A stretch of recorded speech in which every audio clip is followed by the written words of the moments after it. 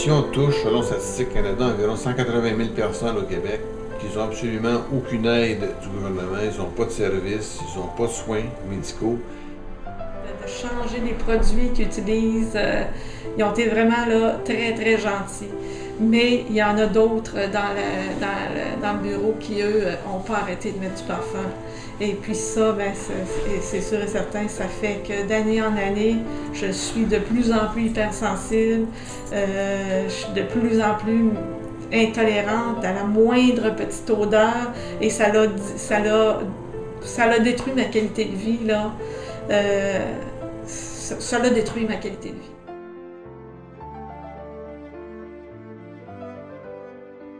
Ce qui nous a donné l'idée de débuter l'association en 2004, c'est qu'en 1993, la famille, on était empoisonnée par une exposition à des pesticides qu'un voisin avait utilisé pour le contrôle d'araignées sur sa maison. I developed environmental sensitivities after the poisoning and it changed my life completely. I have suffered loss that no amount of money can make up.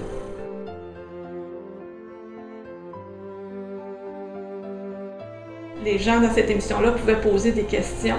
Il y avait 5 personnes qui posaient 5 questions différentes et à un moment donné, il y en a une qui a posé la question sur les parfums. Pourquoi il y a des personnes qui sont plus sensibles aux parfums? Qu'est-ce qu'il y a dans les parfums qui fait qu'on est plus sensible? En tout cas, ça tournait autour de ça. C'était une personne qui était hypersensible et qui, elle ne sort jamais de chez elle sans porter un masque. Parce que ça la rend tellement malade que... Et là, je la regardais, puis je me disais, puis moi, je n'étais pas aussi pire que ça dans ce temps-là. Et là, je me disais, mais pauvre elle, mon Dieu, tu sais, pauvre elle. Et là, j'ai dit, mais c'est comme moi, mais pire que moi.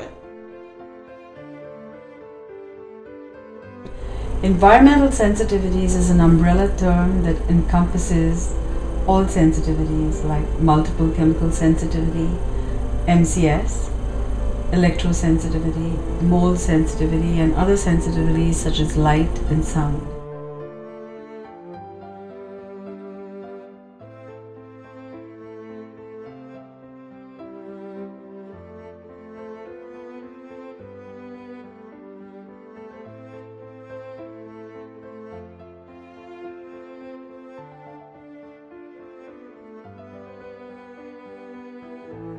For me, my lungs were a major problem, and my lungs, at night I would go to bed and wonder if I'm going to wake up in the morning. There was so much pain, and I would just give it up and say, well, if I wake up in the morning, I do. If I don't, I don't. C'est de l'isolement, c'est pas de la solitude, là. La solitude, tu l'as choisi, ta solitude. L'isolement, c'est quand t'es pris, t'as pas le choix. C'est comme on est en prison, mais on n'a rien fait pour être en prison. On est dans une prison, notre maison devient notre prison. I didn't know that the creosote from the next door and the smoke was all part of a disease or an illness, so everybody just thought it was me again, what's wrong with her again? And to survive, I had a professional come and do acupuncture every single night for 3 years to keep me sane, so that I wouldn't go insane from the pain. And the pain was so intense and with no resolution, and all the doctors saying, well, you know, it's all in your head, I kind of lost hope.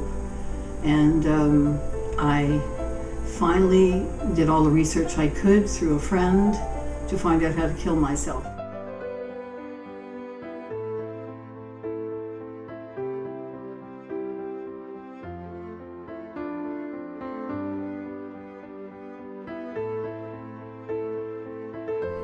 We get pleas for housing from many people.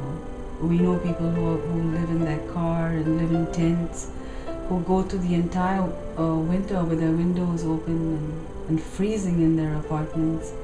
And often we can't do anything for them.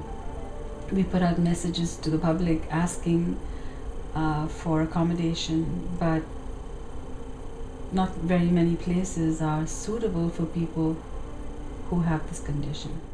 They can't live in an apartment building because you might have a neighbor who's smoking, or you might have a neighbor who starts to paint, or the carpeting in the corridor might make you sick. The laundry products around will make you sick. So you're literally living in a place that's making you sick all the time and you're getting sicker.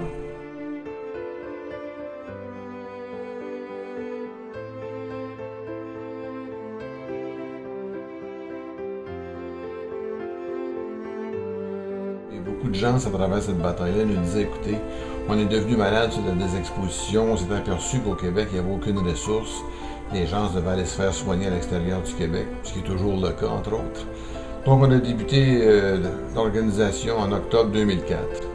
On a fait beaucoup de progrès depuis ce temps-là. Le nombre de membres dépasse 1400 aujourd'hui. Et on offre des services. On a différents projets à travers l'association. I was a teacher. I loved people. I could no longer work. I couldn't do the real estate. My family and friends just thought I was difficult. Looking for attention was one of the things that came up often. Oh, she's just looking for attention.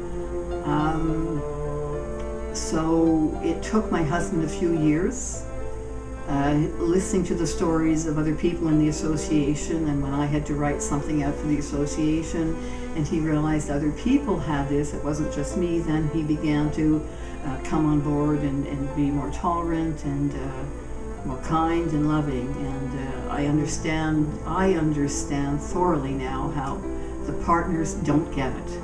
If you don't have this disease, there is no way you can understand it. It's not like cancer, it's not like anything else. It is so debilitating for your friends, your family, anything you do, everything has changed. So the association basically has saved my life. There's no other word for it. Dans notre couple aussi, ça change énormément de choses parce que mon conjoint, lui, c'est une personne qui n'est pas hypersensible, mais là, il vit enfermé. Il peut pas avoir de rêve. C'est ça aussi qui est difficile. C'est qu'on n'ose plus rêver, on veut plus avoir de rêve parce que, tu sais, c'est quoi les rêves qu'on peut avoir? Tu sais.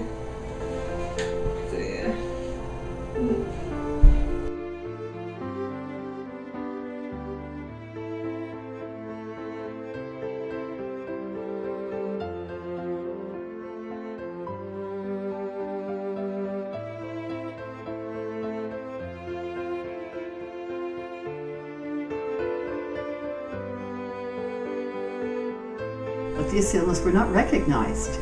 We need money. The association needs money to help the people that come and that call and say, we need help. What do we do? Where do we go? I've had people living in my basement 2 weeks at a time, a month at a time with MCS. They had no place else to go. I couldn't have them in the house because what they had on could affect me. So here they were living in my basement. This shouldn't happen to people. They shouldn't have to live in their cars. There should be solutions and help, and the only way is to have people start understanding our difficulties and supporting us financially as well as otherwise, so that we can find and build affordable housing.